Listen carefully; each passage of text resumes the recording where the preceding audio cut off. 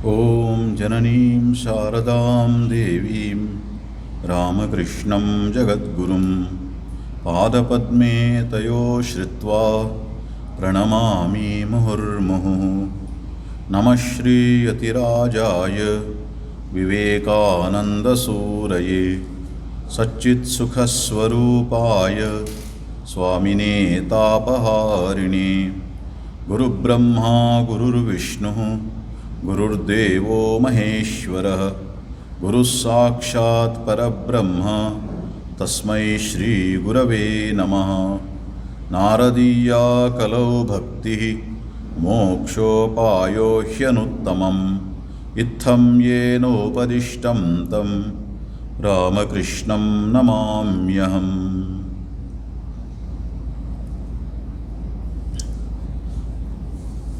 नारद भक्ति सूत्र अध्ययन कर रहे हैं हम लोग, और उसमें सूत्र नंबर 82 उसका अध्ययन कर रहे थे। उसमें नारद जी भक्त भगवान के साथ एक संबंध जोड़ने का बात कह रहे हैं, और उस सूत्र इस प्रकार है: गुणमहात्म्यासक्ति, रूपासक्ति, पूजासक्ति, स्मरणासक्ति, दास्यासक्ति, सख्यासक्ति, कांतासक्ति, वात्सल्यासक्ति, आत्मनिवेदनासक्ति, तन्मयतासक्ति, परम विरहासक्ति रूपा एकधा अपि एकादशदा भवति। भक्ति एक है। भक्त के जो हृदय का भावना जब भगवान के ओर बहता है उसको भक्ति कहते हैं। भक्ति एक है, लेकिन उसका अभिव्यक्ति प्रकाश 11 तरीके से होता है, 11 प्रकार के। इसके बारे में आचार्यगण, भक्ति का आचार्यगण अलग अलग तरीके से बताए हैं। हम सब जानते हैं उसका जो भाव, जिसको शांत, दास्य, सख्य, वात्सल्य, विरह, शांत, दास्य, सख्य, वात्सल्य, मधुर भाव इसको कहते हैं। ये एक हो गया। और उसके साथ साथ भागवत में नवधा भक्ति रूप के बारे में कहते हैं। ये पंच भाव जो है, शांत, दास्य, सख्य, वात्सल्य, मधुर, ये है भगवान के साथ एक संबंध, जैसे हमने कह रहे थे। उसमें क्या है, वो इसमें भी नारद जी इसमें भी उसको इंक्लूड किए हैं। फॉर एग्जाम्पल दास्य भाव, जैसे हनुमान जी श्री राम जी के साथ था, श्री राम जी का दास हूँ मैं। सेवक का भाव, वो मेरा स्वामी है और मैं उनकी सेवा करता रहूँगा और वो मेरे देखभाल करेंगे और जैसे भी रखेंगे मैं वैसे ही रहूँगा। ये उनका भाव था हनुमान जी का। ऐसे ही शांत भाव, सख्य भाव, जैसे अर्जुन श्री कृष्ण के प्रति उनका जो भाव था, मेरा सखा है अर्जुन। जैसे गोप बालों ने श्री कृष्ण के साथ करते थे, सख्य भाव। इसलिए जैसे सुग्रीव श्री राम जी के प्रति, जो मेरे मित्र हैं, मेरा सखा है, ये भाव जो है, ये एक संबंध जोड़ने की बात है। वैसे ही कहते हैं भगवान के साथ भी एक संबंध जोड़ना। पंच भाव का मतलब ये है। और उसके बाद भगवान के जो इसके बारे में, भाव के बारे में और एक ये है, भागवत में नवधा भक्ति कहते हैं। श्रवणम, कीर्तनम, विष्णु अर्चनम, पादसेवनम, ये ऐसे 9 तरीके का बात कहते हैं। उनका श्रवण करना, भगवान की कीर्तनों का श्रवण करना, महात्मा का श्रवण करना, कीर्तन करना, अपने आप में गाना, भजन, ये सब गाने गाना, ये सब उसमें नवदा भक्ति में आ जाते हैं। वैसे ही नारद जी इसमें 11 तरीके का जो संबंध वो बता रहे हैं। हमें ये जो आसक्ति के रूप में उन्होंने जो लिखा है, आसक्ति का मतलब क्या है? आसक्ति का मतलब ये है जो हमारे स्वाभाविक रूप से हमारे मन के अंदर एक लगाव, हमारे मन के रूप में लगाव, एप्टीट्यूड कहते हैं आजकल का ज़माने में, इसको एप्टीट्यूड कहते हैं। जैसे ही ये स्टूडेंट कॉलेज में पढ़ने जाते हैं ना, तब उनको एप्टीट्यूड का टेस्ट होता है, किस विषय में इसको आसक्ति है, क्या म्यूज़िक में है, क्या स्पोर्ट्स में है, क्या इसमें है। हर एक का अपना अपना बैकग्राउंड होता है, अपना लगाव होता है, मन से अच्छा लगता है, इसीलिए इसको आसक्ति कहते हैं। भक्ति का विशेषता क्या है?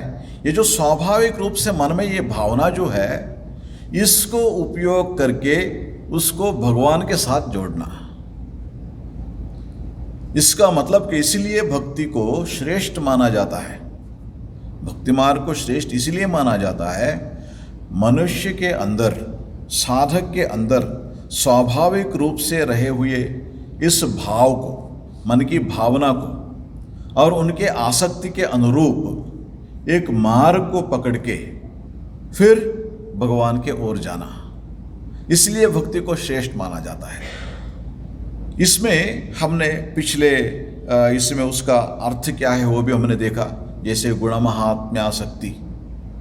आसक्ति किसमें है? गुण महात्म्य, भगवान के गुण और महात्म्य के बारे में बताने का।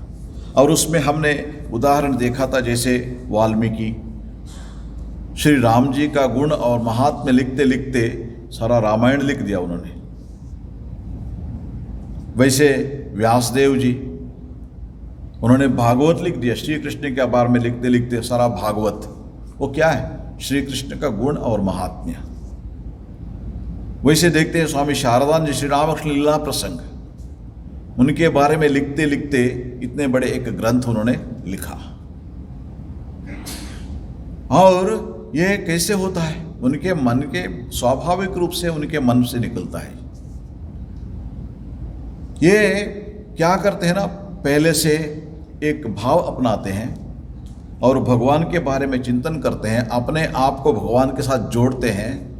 जब वो पक्व स्थिति में आता है ना, वो स्वाभाविक रूप से पहले प्रयत्न पूर्वक जोड़ना पड़ता है, और जैसे आगे बढ़ते हैं वो स्वाभाविक रूप से मन प्रवाहित होता है, मन की भावना प्रवाहित होता है भगवान की ओर। तब ऐसे एक बड़ा ग्रंथ लिख सकते हैं। ये ऐसा नहीं मतलब बुद्धि से लिख दिया, ऐसा नहीं। जब तक उनके मन की भावना, उनकी आत्मा परमात्मा के साथ नहीं जोड़ता, तब तक उतना सुंदर ग्रंथ, जैसे गोस्वामी तुलसीदास जी रामचरितमानस उन्होंने लिखा है, ऐसे मत सोचिए कोई मतलब बैठ के अपने बुद्धि से उन्होंने लिखा, ऐसा नहीं। वो भी लिखते हैं, उन्होंने जैसा लिखवाया वैसे मैंने लिखा। बहुत मतलब ये सोचने की बात है, क्यों लिखवाया?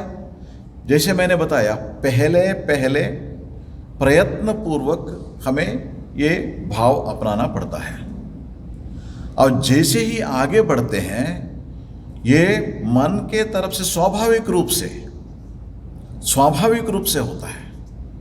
इसीलिए इसको मतलब ये आसक्ति कहते हैं, और इस आसक्ति को उपयोग करके फिर भगवान की ओर जाना। और जैसे मैंने बताया, वाल्मीकि हो या व्यास जी हो या स्वामी शारदानंद जी हो, गुण महात्म्य आसक्ति, इसको पकड़ के उन्होंने फिर उनको क्या हुआ? भगवान के दर्शन मिला उनको, ये करते करते। और उसके बाद इसका मतलब ये नहीं भगवान के दर्शन उससे मिला उससे संतुष्ट हो गए, भगवान के दर्शन के बाद में वही करते हैं। जब पहले वो करते थे, उसको बाद में भी, दर्शन के बाद भी वही करते रहते हैं। क्यों? क्योंकि उनके स्वभाव है। पहले प्रयत्न पूर्वक करना पड़ता था उनको, बाद में स्वाभाविक रूप से हो जाता है। इसलिए वो कहते हैं पहले क्या है? गुण महात्म्य आसक्ति। उसके बाद रूपासक्ति के बारे में भी हमने इसके पहले हमने देखा है। जैसे ऋषि मुनियों ने श्री राम जी को देखे थे, श्री राम जी ना, श्री राम जी के बारे में सुने थे, और दंडकारण्य में जब श्री राम जी गए, वनवास गए, तब उनको सामने देखे। उनका जो वर्णन जो है रामायण में बहुत सुंदर रूप से, और हम उसको इस गाने में भी देखते हैं। वो क्या कहते हैं, श्री रामचंद्र कृपाल भव भजमन नव कंजलोचन कंज मुख कंज कर कंजारुण। उनके जो आंखें जो है कमल जैसे, कमल फूल जैसे है। कंजलोचन कंज मुख, उनके मुखारविंद, मुख अरविंद, मुखारविंद वो भी कमल जैसा है। और कर कमलों से हम बोलते हैं ना, वो वैसे ही था उनका। ये सबका वो उनका जो रूप का ऐसे वर्णन क्यों कर सकते हैं? क्योंकि उनमें उनका आसक्ति है। जब भगवान के रूप देखते हैं, मन में इतना सुंदर एक छाप वो छोड़ देता है उनके अंदर, तब वैसे ही भगवान को निहारते। मतलब सामने जब तक है वो देख लिया, और उसके बाद अंदर एक छवि बन गया, और उसके बाद आंखें बंद करने से भी वही छवि को देखते रहते हैं। उनके सुंदर रूप वो देखते रहते हैं, उसमें ही एक आसक्ति। मतलब पहले प्रयत्नपूर्वक देखना पड़ा, और उसके बाद स्वाभाविक बन गया। स्वाभाविक बन गया, उसको पराभक्ति कहते हैं।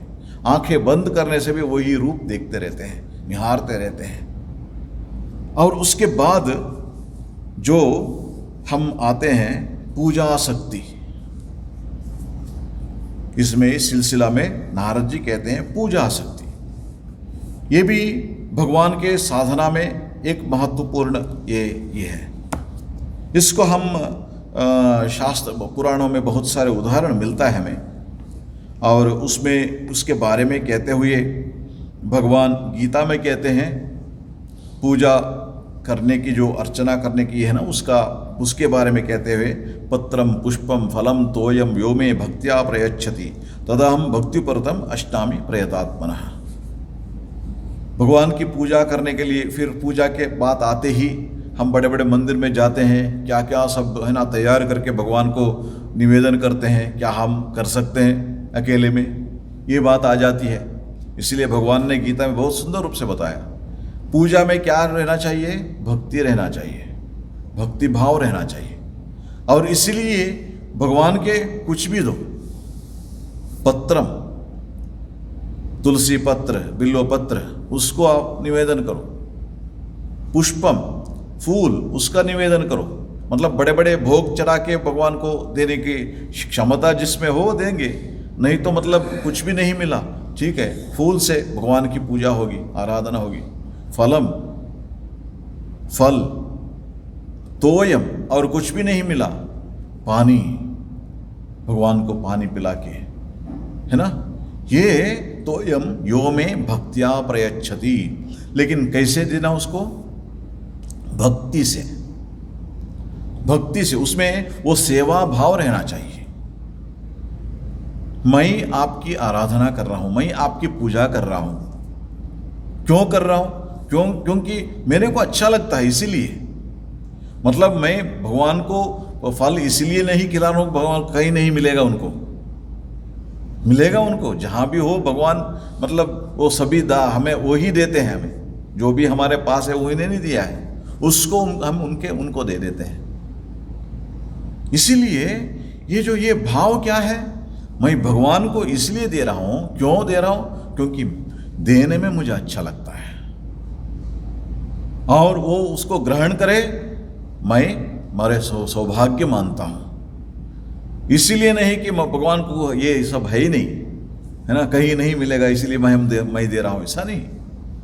ये सारा दुनिया उनका है, जो भी है उसका मालिक वही है। फिर भी श्री रामकृष्ण कहते हैं, जो एक जमींदार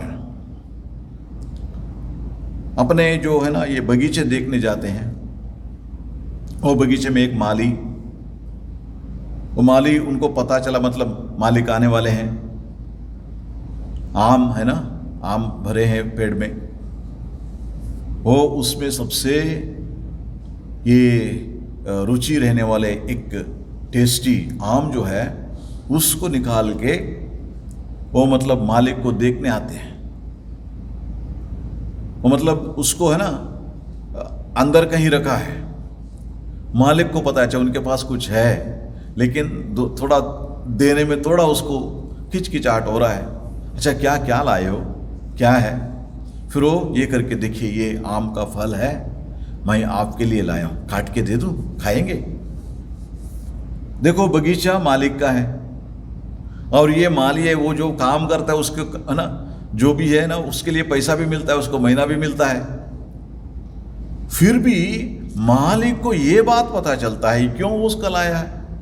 इन्होंने चुन के इसको लाया है, मतलब बगीचे में सबसे टेस्टी होगा, वो रुचिकर होगा, इसलिए उसको लाया। क्यों ऐसे लाया? मेरे प्रति उनका जो प्रेम जो है। श्री रामकृष्ण कहते हैं वो मालिक क्या कहते हैं, उनको अच्छा काट के दे दो, खाएंगे। इससे ही भगवान के पास सब कुछ है। जैसे इस मालिक का, ये जमींदार के पास सब कुछ है, मतलब उससे भी बढ़िया हो सकता है काम खाया हो, लेकिन जब ये प्रेम से यो जिला के ला के देता है, वैसे ही भक्त जब है ना भगवान को क्यों ऐसे देते हैं? क्योंकि देने में अच्छा लगता है इनको, इसीलिए नहीं भगवान के पास कुछ नहीं है, वो पूजा करते हैं। इसलिए पत्रम पुष्पम फलम तोयम यो में भक्तिया, भक्ति से जो प्रयच्छति तदहम भक्त्या उपहृतम, जो भक्ति से मेरे को देते हैं, अश्नामि, मैं उसको स्वीकार करता हूं। यह भगवान का आश्वासन है, भगवान स्वीकार करते हैं उसको। इसलिए पूजा में क्या मुख्य है, कितने बड़े भोग चढ़ाते हो, ये मुख्य नहीं है, ये महत्वपूर्ण नहीं है, किस भाव से आप दे रहे हो ये महत्वपूर्ण होता है। और इससे क्या होता है ना, भगवान के प्रति हमारे जो भक्ति जो है वो बढ़ता जाता है, धीरे धीरे मन पवित्र होता जाता है। और इसके बाद ऐसे एक लगाव होता है, जैसे स्वामी रामकृष्णानंद जी श्री रामकृष्ण के पूजा करते थे, श्री रामकृष्ण के पूजा करते, उनकी जीवन का पढ़ना होगा तब पता चलता है। मतलब जो भी वो चीज देते थे सबसे अच्छे हो, और जो भी मिला है उसको अच्छे ढंग से कैसे दिया जाता है, सिर्फ इसी के बारे में उनका ध्यान रहता था। बड़े बड़े भोग चढ़ाना ये नहीं है, लेकिन उसको सब अच्छे ढंग से कैसे, और इतना भक्ति भाव से, श्रद्धा भाव से श्री रामकृष्ण की पूजा करते थे। उनके जीवन में है, जब स्वामी विवेकानंद के बताया वो मद्रास में जाओ, तब तक श्री रामकृष्ण के महासमाधि के बाद श्री रामकृष्ण के जो अस्थि जो है आत्माराम, वहाँ रख कर वो पूजा करते थे। पहले बारानगर मठ में, उसके बाद अलमबाजार मठ में पूजा हो रहा था। और उस समय जब स्वामी विवेकानंद ने बताया, इतना श्रद्धा से, एक दिन भी उन्होंने कहीं तीर्थ यात्रा वो सब के लिए नहीं गया स्वामी रामकृष्णानंद जी, श्री रामकृष्ण सेवा में निरत थे। ऐसे स्वामी रामकृष्णानंद जी को स्वामी विवेकानंद ने बताया मद्रास जाओ, चल पड़े। श्री रामकृष्ण के एक फोटो लिया और श्री रामकृष्ण के अस्थि का एक ये लिया, और उसके बाद चल पड़े वहाँ पे मद्रास में। वहाँ जाके फिर वहाँ पूजा करते हैं, और धीरे धीरे श्री रामकृष्ण के लिए एक मंदिर बना। मंदिर बनने के बाद जो मंदिर बनाए थे, मतलब कॉन्ट्रैक्टर के गलती हो जो भी हो, बारिश हुई एक दिन, जहाँ पर श्री रामकृष्ण को रात को है ना शयन दिया हुआ था, वहीं पर पानी है ना वो लीक होने लगा। हम क्या करते हैं, फोटो को उठा के और कहीं रख देते हैं। रामकृष्णान जी ऐसे नहीं किया, उन्होंने एक छाता लेके वहां खड़े हो गए। श्री रामकृष्ण सो रहे हैं, यदि उनसे मैं मतलब उनको नहीं जगाऊंगा भी। देखिए भाव, देखिए उनके मन में ये जो भक्ति जो है, ये श्रद्धा जो है, ये कैसे होता है? स्वाभाविक रूप से, एक स्वाभाविक रूप से। मतलब ये ऐसा नहीं, मतलब ये मन के भाव जो स्वाभाविक रूप से वहां प्रवाहित होता था। उनके लिए श्री रामकृष्ण जो है ना, वो काशीपुर में उनका जो श्री राम महासमाधि हुआ, तब उन श्री रामकृष्ण शरीर छोड़ के चले गए। हम तो ऐसे बोलते थे, रामकृष्णान जी को ऐसा नहीं था, श्री रामकृष्ण थे उनके साथ। मतलब भाव में पूजा करते करते उनके भाव इतना बढ़ा था, ये एकदम स्वाभाविक रूप से श्री स्वामी रामकृष्णान जी को होता था। उनके भाव थोड़ा देखिए, सोच के देखिए। इसलिए ये आसक्ति जो है, मैंने जैसे बताया, पहले प्रयत्न पूर्वक करना पड़ता है और बाद में ये स्वाभाविक रूप से हो जाता है, अपने आप स्वाभाविक हो जाता है। ये भक्ति मार्ग का ये विशेषता है।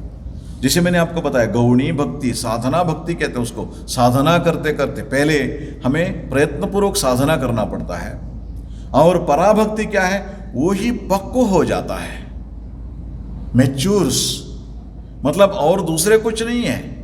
ये भी धीरे धीरे है ना, हम धीरे धीरे उसको गंभीर रूप से भक्त होने लगते हैं, भगवान को प्रेम करने लगते हैं, और उसके बाद एक समय आता है स्वाभाविक रूप से मन उनके प्रति प्रवाहित होता है।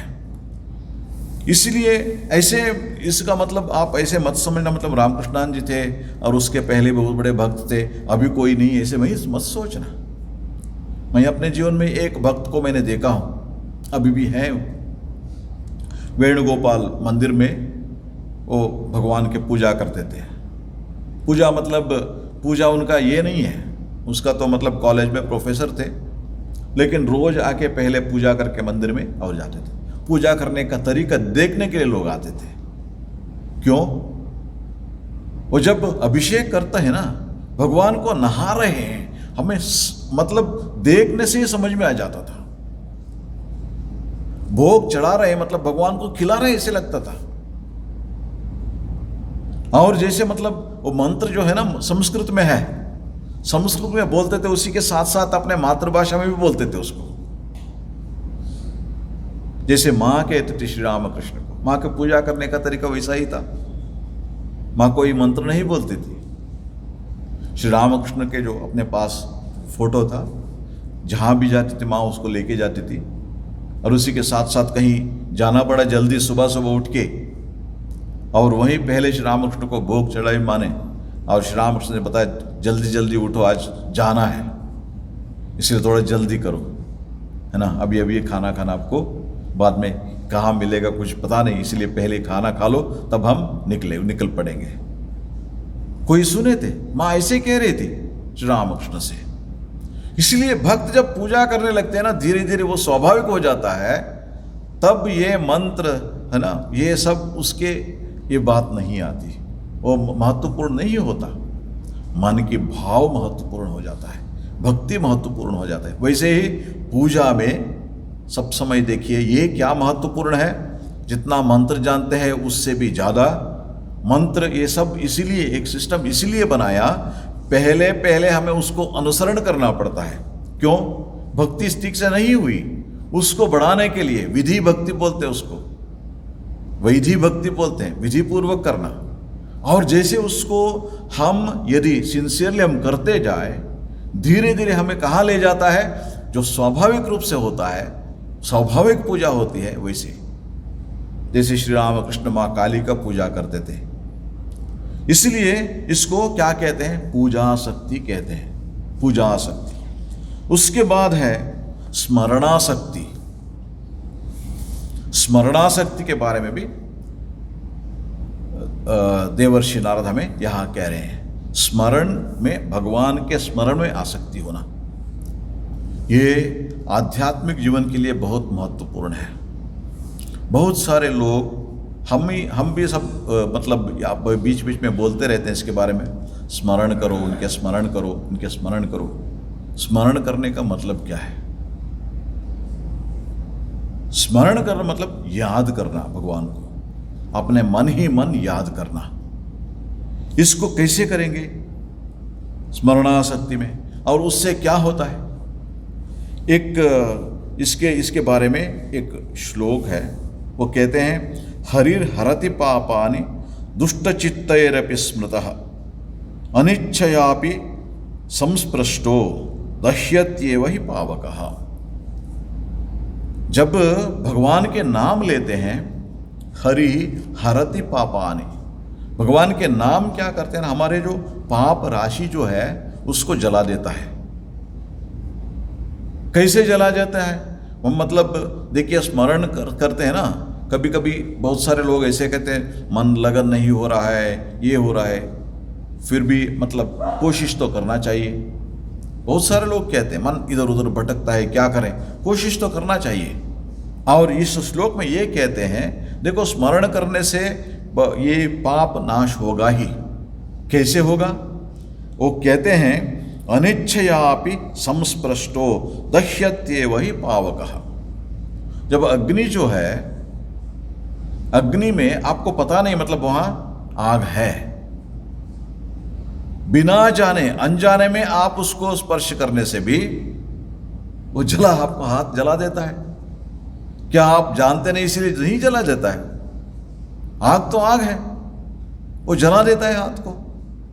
वैसे ही भगवान के नाम जप करोगे, यदि आप मतलब ये नहीं, मतलब जानते नहीं, फिर भी आपके जो पाप धीरे धीरे वो घटता जाएगा। इसलिए भगवान के स्मरण करो, भगवान के स्मरण करो।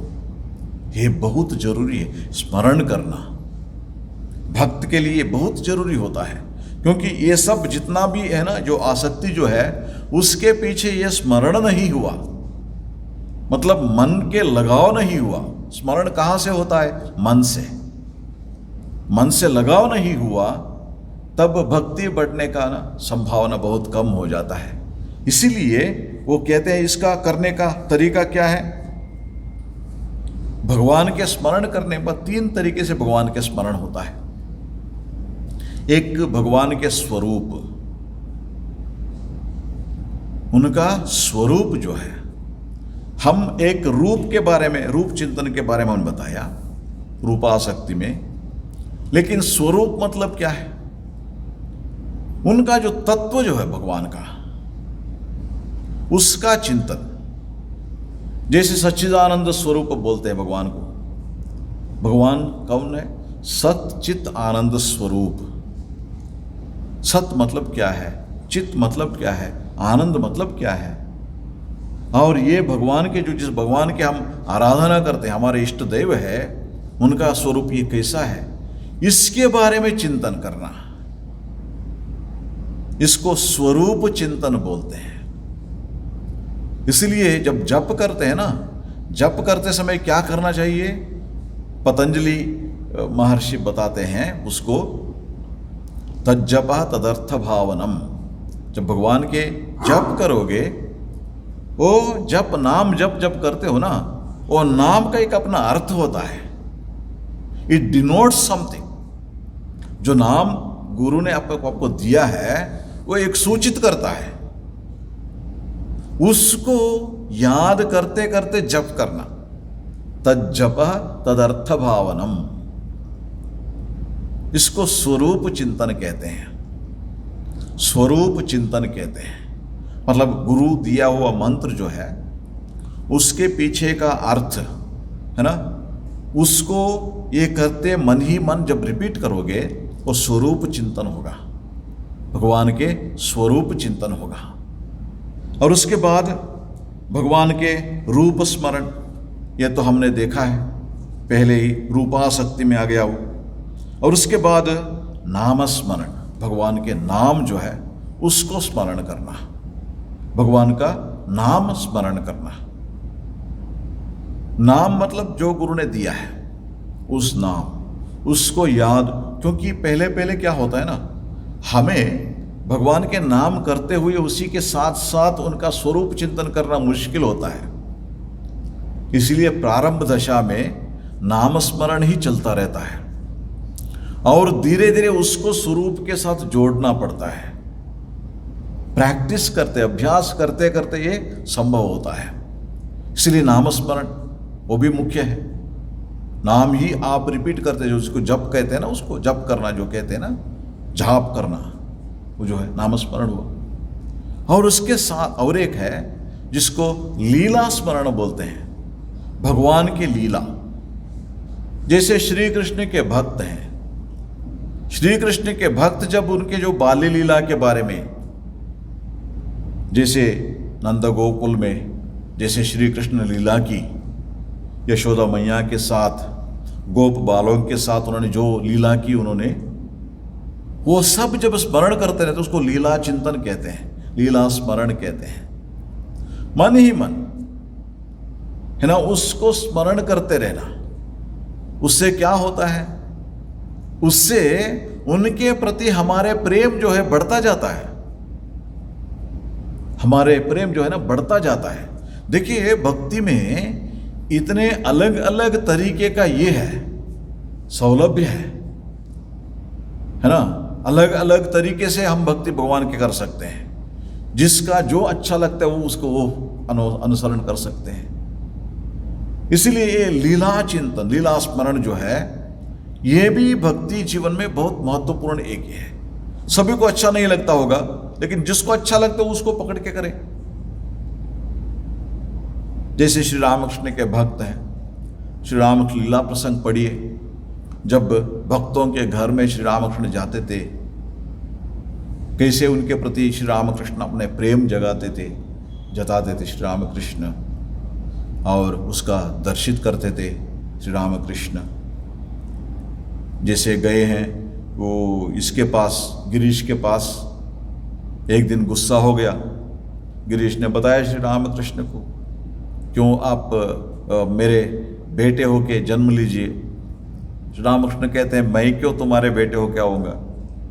फिर वो गुस्से हो कि श्री रामकृष्ण को जो भी गाली देना दे दिया, और श्री रामकृष्ण वहाँ से आ गए। आते समय जो और दूसरे सभी भक्त थे वो लोग कहने लगे, अब तो हमारे गुरु हैं, गिरीश का भी गुरु है, लेकिन इतना निंदा की उन्होंने, आप उनके पास कभी मत जाना। देखिए, थोड़ा चिंतन करके देखिए, तब पता चलता है। और उसके बाद श्री रामकृष्ण आते हैं दक्षिणेश्वर में, अगले दिन बैठे हैं और कई भक्त लोग आए हैं। इसी के विषय में बात हो रहा है ना। सभी इसी के बारे में, देखो ऐसे किया, सभी एक एक है ना, जो भी बैठे हैं सभी अपने अपने ये अभिमत दे रहे थे। सभी का एक ही ये था, और अगले बार श्री रामकृष्ण उसको देखने नहीं जाएंगे। इसी बीच रामचंद्र दत्त आते हैं। रामचंद्र दत्त आते ही जो मतलब वो भक्त लोग है ना, उसमें मतलब ये चर्चा, वो रामचंद्र दत्त भी जानते थे, मतलब ऐसा घटना घटी है। फिर श्री रामकृष्ण उनसे पूछते हैं, अच्छा राम, तुम क्या बोलते हो? फिर रामचंद्र दत्त ये बोलते हैं, देखिए प्रभु, भागवत में जब हम पढ़ते हैं, श्री कृष्ण वो है ना कालीय दमन करते हैं ना, उस समय वो कालीय क्या करते हैं, अपना जो विष है ना उसको उगलता है। और ऐसे करते समय कालीय ये कहता है, प्रभु आपको देने के लिए मेरे पास और कुछ है ही नहीं, क्योंकि आपने मेरे को विष ही दिया है। इस विष को ही मैं दे रहा हूं आपको, निवेदन कर रहा हूं आपको। जब ये बात सुनते ही श्री रामकृष्ण, देखा आपने, चलो अब हम गिरीश को देखे जाएंगे। देखिए, अगले दिन इतना गाली दिया था, श्री रामकृष्ण चले जाते हैं। चले जाके वहां पे जैसे मतलब वो गिरीश जिस श्री रामकृष्ण को गाली दे दिया, लेकिन मन में इतना ग्लानि हुई, इनका सारा दिन सोया नहीं, रोते रहते। मेरे गुरु है, मेरे कल्याण करने के लिए आए हैं, मेरे ऊपर इतना बड़ी कृपा की उन्होंने, फिर भी मैंने उसके प्रति गाली कर दी। क्या मेरा जन्म इतना मतलब गिरा हुआ है? ये इसके बारे में आत्मग्लानि से जला रहा था। ये गिरीश रो रहे थे कमरे के अंदर, दरवाजा बंद करके। फिर श्री रामकृष्ण गए, खटखटाए दरवाजा, गिरीश गिरीश, श्री रामकृष्ण ने बुलाया। श्री रामकृष्ण की आवाज सुनते ही उन्होंने खोला। खोलने के बाद श्री रामकृष्ण को देख के वही साष्टांग प्रणाम किया। प्रभु, आपने इस दिन ये सिद्ध किया आप भगवान हो। कोई एक इंसान होने से जो गाली मैंने कल दिया था वापिस आके मेरे मुंह नहीं देखने वाला थे, लेकिन आपने ये सिद्ध किया आप भगवान हो। आप थोड़ा चिंतन करके देखिए, कैसे एक उच्च स्थिति है, भक्त के भाव कैसा है, भक्त के ये कैसा है, मेरे क्षमा करो। बार बार उन्होंने ये किया। श्री रामकृष्ण के चरण कमलों को पकड़ के अपने अश्रु से उसको श्री रामकृष्ण के पाद प्रक्षालन किया उन्होंने। इसलिए जब आप देखते हैं, मतलब ये सब लीला है भगवान की, इतिहास है, मतलब ज्यादा पहले नहीं हुआ है। जब ये इसको चिंतन करते हो, स्मरण है ना, इसमें ही श्री रामकृष्ण के जीवन के जो भक्त जो हैं, उनके जीवन के हर एक घटना को आप ये करके देखो, कितने सुंदर है। और ये देखने के बाद क्या होता है, भक्ति हमारे जो उनके प्रति जो भक्ति जो है धीरे धीरे बढ़ता जाता है। इसको क्या कहते हैं, स्मरणासक्ति। भगवान के स्मरण करो, और जब स्मरण करेंगे क्या होता है, पहले पहले प्रयत्न पूर्वक करना पड़ता है। करते करते क्या होता है ना, मन उनसे है ना जोड़ता है, हमारे मन अपने भाव उनके साथ, और जितना उनके जोड़ते हैं उतना हमारा जो पाप है ना वो क्षय होता जाता है। संस्कार प्रारब्ध जिसको हम बोलते हैं घटता जाता है, मतलब इसका मतलब चित्त शुद्धि होता जाता है, भक्ति बढ़ता जाता है। जितना चित्त शुद्धि होता है उतना भक्ति बढ़ता जाता है। और उसके बाद एक समय आ जाता है मन स्वाभाविक रूप से उनके ओर चलता रहता है, भक्ति। इसलिए नारद जी कहते हैं स्मरणासक्ति करो। देखिए कितने तरीका है भगवान के पूजा करने के लिए भक्त को, है ना। इसमें कोई एक अपना लो, दो अपना लो, तीन अपना लो, जो भी हो। उनका कहना यह है सभी को एक ही पकड़ के जाना जरूरत नहीं है, और सभी को सभी करना भी जरूरत नहीं है। चुन लो तुम्हें जो पसंद होता है। आसक्ति का मतलब है तुम्हारे अंदर का भाव जो है उसके अनुसार। और उसके बाद कहते हैं दास्यासक्ति। दास्यासक्ति जैसे ये हनुमान जी श्री रामकृष्ण के श्री राम जी का जो ये करते थे, सेवा करते थे, हमें तो बहुत बड़ा उदाहरण है उसका, श्री राम जी का। और स्वामी विवेकानंद भी यही बात कहते थे, मैं श्री रामकृष्ण के दास हूं। श्री रामकृष्ण यदि इच्छा करते, विवेकानंद मेरे जैसे है ना 100 1000 अपने चरण धूलि से तैयार करते थे, उतना शक्ति था उनको। लेकिन उनके काम करने के लिए इस बार उन्होंने मेरे को चुना, ये मेरा सौभाग्य है, मेरा सौभाग्य है। और मैंने जो भी किया है उसमें जो दुनिया के जिसको भी एक व्यक्ति को भी कल्याण हुआ हो वो श्री रामकृष्ण के बातें हैं। और कोई मेरे बात से अकल्याण हो ये मेरे अकल से निकला हुआ है।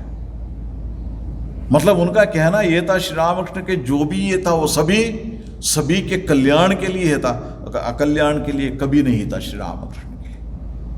मतलब उनका भाव कितना उचित, आप थोड़ा से देखिए। सारा दुनिया उस समय स्वामी विवेकानंद को जगत गुरु कहता था, विश्वविख्यात थे। ऐसे विवेकानंद ये बात कह रहे हैं श्री रामकृष्ण के प्रति अपने जो है ना वो।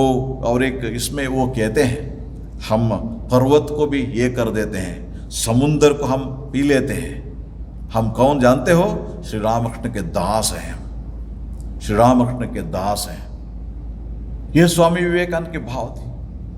इसलिए जो दास्यासक्ति और श्री रामकृष्ण के उस सेवा के लिए उन्होंने क्या किया, 4 साल भारत परिभ्रमण किया स्वामी विवेकानंद। क्यों? क्योंकि इस देश का उद्धार करने का, धर्म का पुनरुत्थान करने का जिम्मेदारी श्री रामकृष्ण उनके कंधे में दिया था।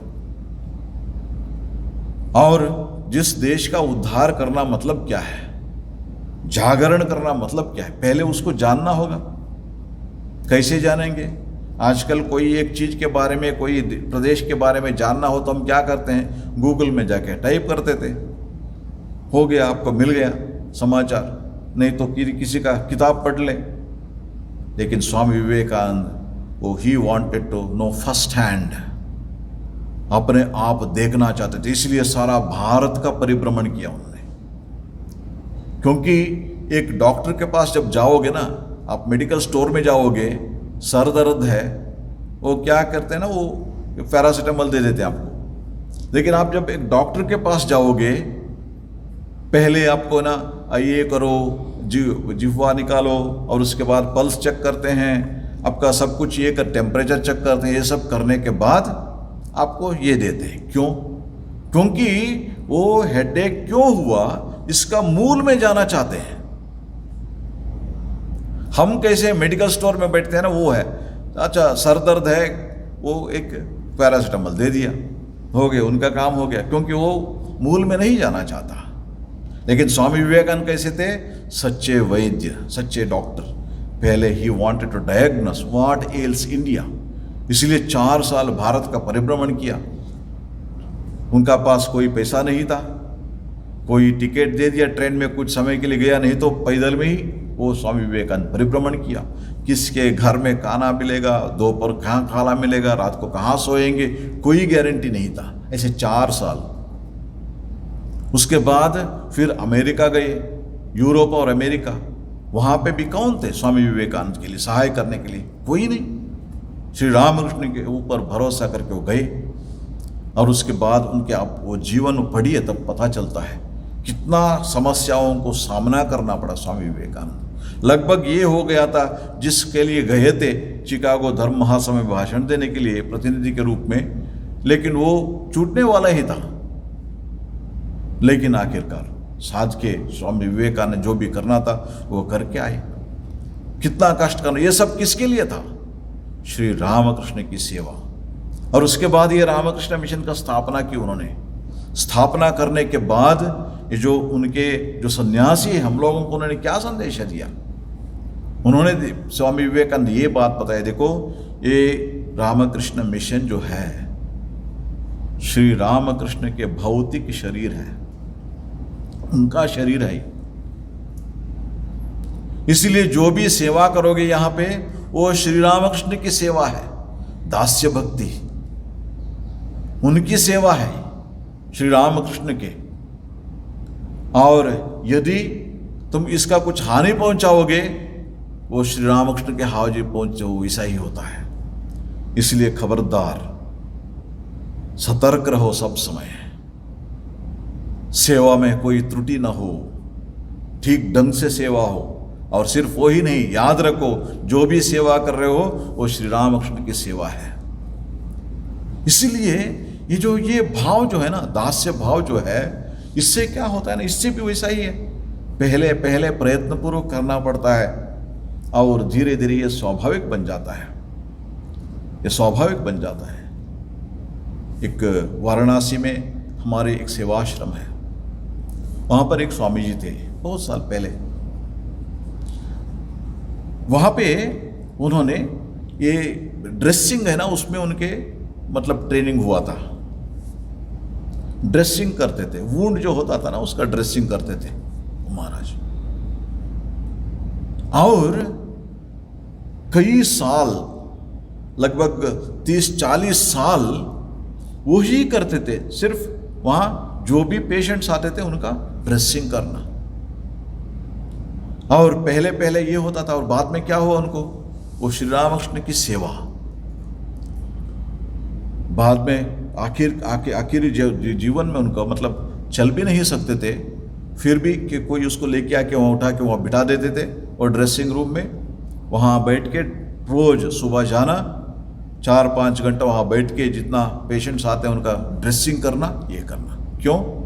ये श्री रामकृष्ण की सेवा है, श्री रामकृष्ण की सेवा है।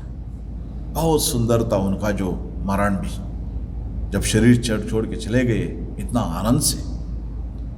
इसीलिए ये जो है ना, इसको क्या कहते हैं? दास्य भक्ति कहते हैं। सेवा करो, मैं भगवान के दास हूँ, मैं श्री रामकृष्ण के दास हूँ, ये भाव से।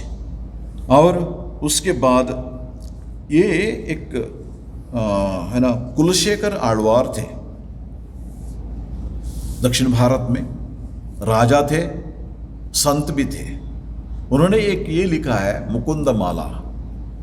उस मुकुंद माला में उन्होंने ये भक्ति है ना, जो नारद ने दिया है, कई इसके बारे में उन्होंने लिखा है। उसमें दास्य भक्ति के बारे में लिखते लिखते भगवान के दास हूं, ये है ना, ये वो कहते हैं, मज्जन्मन फलमिदम मधुकैट भारे मत प्रार्थनीय मदनुग्रह एष एव तद्भृत्य भृत्य परिचारक भृत्य भृत्य भृत्यस्य भृत्य इति माम स्मरलोकनाथा। वो कहते हैं मेरा बड़ा सौभाग्य है, मैं सेवा करता हूं। वो कहते हैं मज्जन्मन फलमिदम, कितने जन्मों से मैंने ये किया था पता नहीं, उसका फल स्वरूप क्या हुआ है, ये सिर्फ एक अभी प्रार्थना कर रहा हूं, मत प्रार्थनीय, मैं यही प्रार्थना कर रहा हूं, मेरे ऊपर अनुग्रह करो, मेरे ऊपर कृपा करो।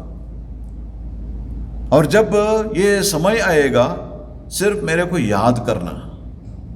कैसे याद करना? तद भृत्य भृत्य परिचारक भृत्य भृत्य।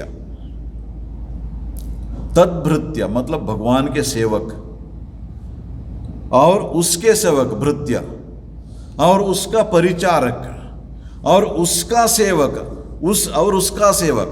देखिए, तद्भृत्य भृत्य परिचारक भृत्य भृत्य, और उसके भृत्यस्य भृत्य, उनके मतलब ये सेवक जो होते हैं ना, वो एक स्वामी हुआ, उनके सेवा करने वाले एक हुआ, उनके सेवा करना, ऐसे करके जो है इतिमाम स्मरलोकनाथ। आपके सेवक नहीं है, आपके सेवक के सेवक वो भी नहीं है, आपके सेवक के सेवक के सेवक वो भी नहीं है। वैसे करके ना साथ ये जो है लाइन आता है, वैसे मेरे को आप स्मरण करने से बस यही मेरा जन्म कृतार्थ हो जाता है। बहुत सेवा की उन्होंने परमात्मा की। श्रीरंगम में रंगनाथ स्वामी जो है, उनके है ना भक्त, बहुत बड़े भक्त थे, और बहुत उन्होंने सेवा की। राजा होने के बावजूद एक सामान्य प्रजा जैसे भगवान के पास जब जाते थे, मतलब कोई विशेष ये नहीं है, उनका भाव यही था, मैं भी भगवान के ही सेवक हूँ, उनके ही सेवक हूँ। इसलिए ऐसे मतलब बहुत सारे भक्त हो गए। और देखिए ये सब है ना बहुत स्वाभाविक रूप से, जब वो मुकंदमाला हम पढ़ेंगे, जब पढ़ते हैं ना उस तब पता चलता है, मतलब मन से इतना स्वाभाविक रूप से भगवान के भक्ति थी उनके मन में। बहुत बड़े संत थे अपने आप में। इसलिए दास्य भक्ति ये हो गया। और उसके बाद सख्यासक्ति। सख मतलब मित्र, या उनके जो है ना क्या बोलते हैं, फ्रेंड्स जैसे बोलते हैं। आसक्ति मतलब भगवान को अपने मित्र, अपने सख मानना। अब थोड़ा सोच के देखिए, लेकिन ऐसे थे मानने वाले। जैसे श्री कृष्ण का जन्म हुआ था वहां पे नंद गोकुल में, तो वो गोप बाल सब क्या समझते थे? उनको अपने मित्र समझते थे। वो तो सभी के लिए तो बहुत बड़े ये थे, मतलब ऋषि मुनि ये सब कहते थे तुम तो नारायण हो, लेकिन उन गोप बालों के लिए मेरे मित्र हैं। अब भगवान को वही अच्छा लगता था, भगवान वही पसंद करते थे, अपने जो मित्र है, सख है।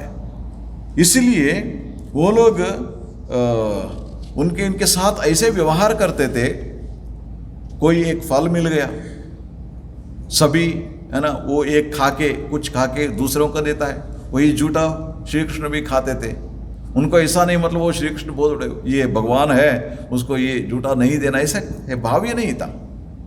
उनके साथ जो भी मिलता था सब है ना उसको बांट के खाते थे उनके साथ, और उसको यहाँ आओ इधर आओ है ना वो ऐसे कहते थे। अर्जुन भी है ना बाद में वो छोड़िए, वो तो बच्चे थे, लेकिन अर्जुन की बात देखिए, वो भगवान जब है ना अर्जुन को भगवत गीता में गीतोपदेश करते करते ये विश्वरूप दर्शन कराते हैं। विश्वरूप भगवत गीता पढ़िए, विश्वरूप दर्शन कराते हैं। तब अर्जुन को पता चलता है, अरे मैं तो क्या सोचा था, ये तो मेरा सखा है। इसलिए अर्जुन कहते हैं वहां पे, सखेति मत्वा प्रसभम यदुक्तम, हे कृष्ण हे यादव हे सखेति अजानता महिमानम तवेदम मया प्रमादात प्रणयेन वापी। वो मैंने क्या, वो श्री कृष्ण का जो उनका दिव्य रूप, वो विश्व रूप देखने के बाद ये तो नारायण है। मैं क्या कहता था आपको, सखेति मत्वा प्रसभम, मैंने सोचा था मेरा सख है, इसलिए प्रसभम यदुक्तम, मैंने बहुत सारे बार ना वो कठोर वचन भी बता दिया तुमको। जैसे मित्र होते हैं ना, बीच बीच में झगड़ा भी हो जाता है, ऐसे भी एक जो भी बोलना चाहे बोल दिया, हो गया, ये भी समझता है अच्छा थोड़ा गुस्से में है, ठीक है बाद में ठीक हो जाएगा, है ना, आपस में होता जाता है मित्र में। ऐसे मैंने कुछ बोला, आपको बोला है बहुत सारे, हे कृष्णा, तुम्हें मैंने हे कृष्णा से बुलाया हूँ, हे यादव, हे सखा, ये सब करके मैंने बुलाया आपको। और उसके बाद क्यों, अजानता महिमानम तवेदम, आपके महिमा मैं नहीं जानता था। और मया प्रमादात, गलती से मैंने ये सब कर रहा था क्योंकि मुझे पता नहीं था ये सब गलती है। और उसके बाद यच्चाव हासार्थम असत्कृतोसी, अवहास मतलब जो जोक करते हैं ना पितृ, उसके लिए मजाक में असत्कृतोसी, तुम्हें असत्कार किया है मैंने, सत्कार करना है, असत्कार किया मैंने। और विहार शय्या आसन भोजनेषु, विहार करते समय और बैठते समय आप पास पास में बैठे हैं, और शयनेषु जब सोते समय पास पास में सोए हैं हम लोग। और एकोथवाप्यच्युतमत् समक्षम, अच्युता एक वचन से आपको बुलाया मैंने, हाँ, ये सबको तत्क्षामये, वो कहते हैं तब वो देखने के बाद, ये नारायण होने के बाद वो कहते हैं उसको क्षमा करो, है ना, मेरे को क्षमा करो। मतलब इतना गंभीर रूप से अर्जुन श्री कृष्ण के साथ ये करते थे। और बाद में देखिए कितना स्वाभाविक रूप से कृष्ण को भी अर्जुन, मतलब पांडवों में, सभी पांडवों में ये था, लेकिन अर्जुन मतलब इतना उनका प्यार था, विशेष स्थान था अर्जुन के लिए, श्री कृष्ण को भी। इसलिए जो ये क्या है, पहले पहले प्रयत्नपूर्वक होता है, उसके बाद में जैसे मैंने बताया स्वाभाविक रूप से ये सखा बन के ये जो रहना है ना, इसको भी एक भक्ति के एक रूप माना जाता है। श्री नारद जी कहते हैं हमें ये सब क्यों दिखाए नारद जी, इसीलिए कि साधना करो कहीं ना कहीं रूप में, जैसे भी हो सकता है तुम्हें, जैसे भी तुम्हें सुविधा मिलता है वैसे ही भगवान की आराधना करो, लेकिन आराधना करो, भगवान की आराधना करना। और भी है इसी सूत्र में, उसको अगले क्लास में हम ये करेंगे, आज का समय हो गया। ओम शांति शांति शांति, हरि ओम तत्सत्। श्री राम कृष्णार्पणमस्तु।